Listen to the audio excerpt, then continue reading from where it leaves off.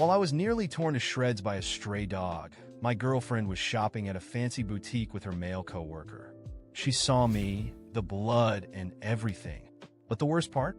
She lifted no damn finger to help. My own girlfriend just leaned in close to that guy and whispered something while shooting me. This looked like I disgusted her? Nah, no way a cute dog like that would bite him. But he's just pulling that stunt to get my attention. Come on, don't bother with him. Later that night, I found a half-used box of condoms by our own bed. Cheese-flavored. The one scent I can't stand. Right then, something inside me just snapped. Calm as I could be, I just picked up my phone and shot a text to an old friend. Hey, I'm interested in that project. Let's discuss it when you're free. The second I hit send, my phone started ringing. Dude, that's awesome. I swear, with you on board, our company will definitely go public in no time. Believe me, it's been so tough without you these past years. We exchanged a few words for a moment, and I hung up just as Meredith staggered through the door. Her breath smelled of booze. Her cheeks flushed, and there was pleasure in her eyes and at the corners of her lips. The funny thing is, back when we first met, she wouldn't even touch a drink. I remember those candlelit dinners on our anniversaries. Romantic, except she just waved the wine, saying she was allergic and leaving me to drink alone. But ever since Devin joined the company, Meredith came home drunk more often than not. Randall still up? Heat me a glass of milk. She slurred. She didn't even look up from her phone. Just bossed me around like usual. Didn't take a genius to guess that she was chatting with Devin. He's this genius programmer she just hired. Came in and solved two big tech trouble for the company right away. And on top of that, he's got that gentle personality and good looks. No wonder my girlfriend was pretty much glued to his side. The milk got expired. I said it casually, without even looking first. She scrunched up her face, pouted like a little girl, kicked off her heels, and flopped down on the couch in a huff. Jeez, there you go again. Randall, seriously, what's the matter if I hang out with my employees? For Pete's sake, you gotta stop being passive-aggressive every fucking time. Listen, Devin's a valuable asset, okay? And I'm his boss, remember? Of course, I gotta pay attention to him. You think I enjoy going out all the time? Come on, I'm just doing it for us. Oh, by the way, you study computer science too, right? If you had even half of Devin's skills, I wouldn't have to spend my days faking smiles with him, you know? She lay back on the couch, her eyes half closed as she kept mumbling in a daze. She seemed to have forgotten that I graduated at the top of my class, that my graduation project was what helped her start that tech company, and that I made it become the top in the industry. I literally gave up my career for years to support her, and now how come I'm just some useless guy in her eyes? But I didn't argue. I just quietly walked into the study and started sorting through my files for the work handover. She must have waited for a while and eventually noticed that I wasn't coming to run her a bath. So she got up, reluctantly, stumbled over, and leaned against me. The smell of smoke on her was so strong that I held my breath and turned away. She smelled like Devin's favorite brand of cigarettes. Come on, honey, don't be like this. Can we just wash up and go to bed? I'll even wear that little dress you like. Her tone was a little too sweet, and I knew that too well. It was the kind she only used when she felt guilty. And of course, she forgot I was bitten by a damn dog this morning. The bite was still stinging, and I was not even supposed to get it wet. It was like a freaking hellhound. That thing straight up sunk its teeth deep into my leg and wouldn't let go. My blood was literally pouring on that street. The doc had to give me a rabies shot and told me I'd lost some motor function in my leg, meaning I was screwed. I couldn't do anything physically intense anymore, not even sports. After treating my injury, the doctor shook his head, saying, "I'm so sorry. If you'd gotten here half an hour earlier, we could have saved the nerves." Probably. Seeing I wasn't in the mood, Meredith dropped her pride for once. She grabbed my hand and guided it to her chest, but I jerked my hand away and she looked humiliated. Just as she was about to lose her cool, her phone lit up as a song played. It's that damn Love of My Life, a special ringtone for Devin. I'd already told Meredith how much it bothered me, but she just brushed me off, calling me narrow-minded. What was I supposed to do other than let it slide or try to still?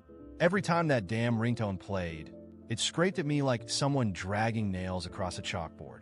Just like that, a smile plastered on Meredith's face, and she just shoved me aside and glided back to the bedroom. A little while later, I checked the company's group chat and found that Devin had sent a message a minute ago. Guess you knocked out before I could get my good night from you. President Weber.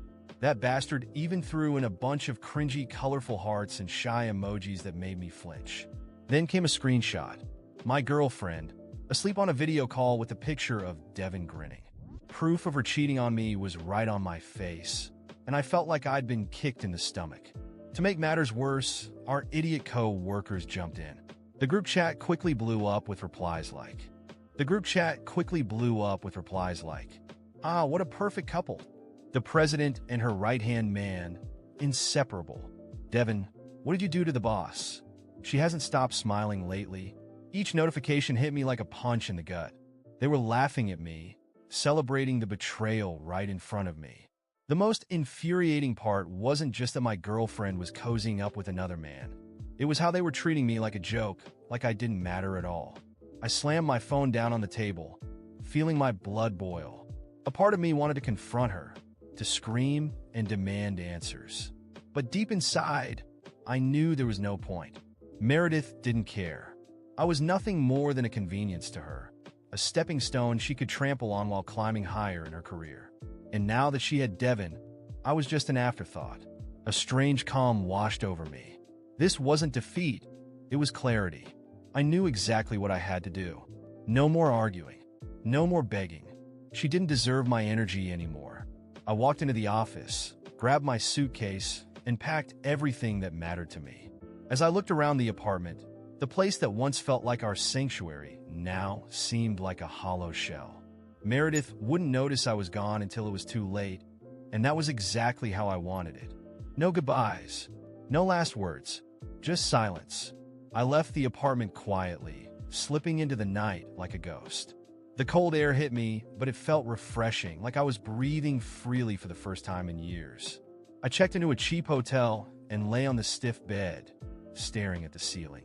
Despite the uncomfortable surroundings, I felt a sense of relief. I was free. In the following weeks, I threw myself into work. The new project with my old friend reignited something in me, a passion I thought had died. Every meeting, every success felt like a small victory. Investors started to notice us, and soon, we were making headlines. Then came the night our company was officially announced to the public. Just as I sat down to celebrate, my phone buzzed. It was Meredith.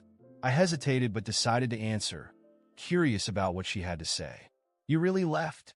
she whispered, her voice trembling with disbelief. "I did," I replied, calm and detached.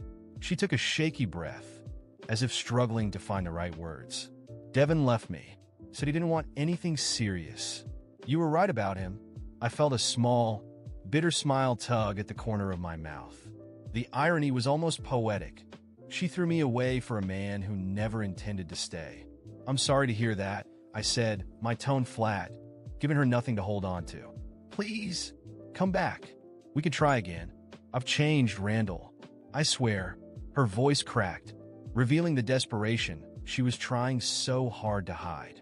For a moment, I stayed silent. Maybe some other man would have considered giving her a second chance. Maybe someone still in love would have forgiven her. But not me.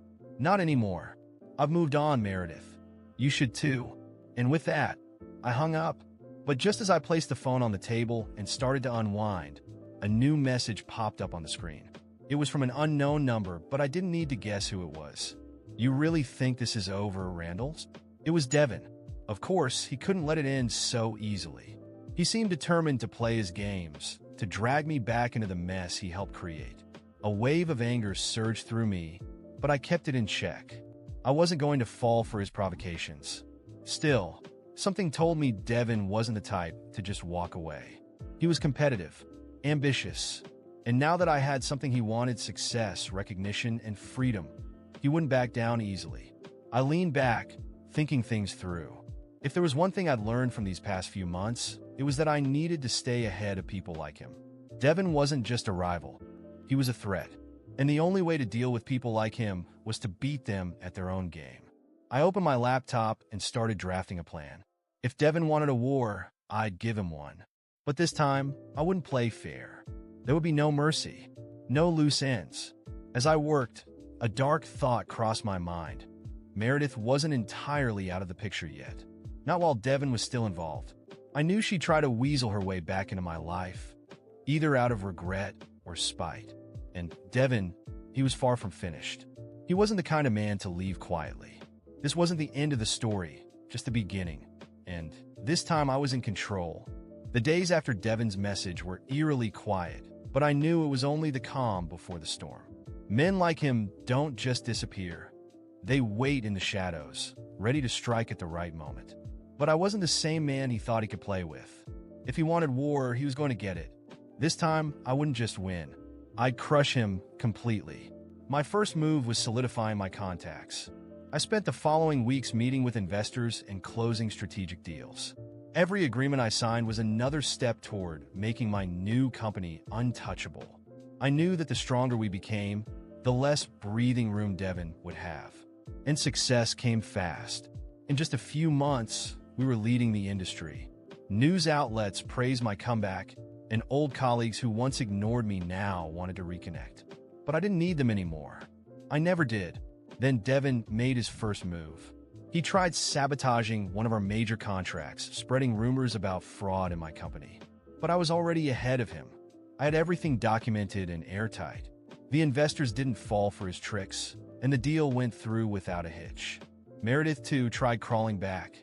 At first, it was subtle. Hey, just checking in. How are you? Then came the apologies.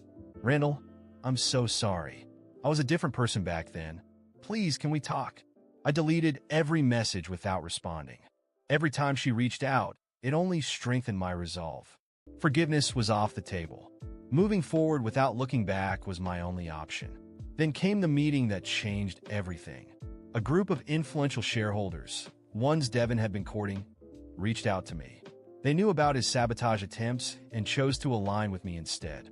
We signed a contract that not only solidified our dominance, but left Devin's company teetering on the edge of bankruptcy.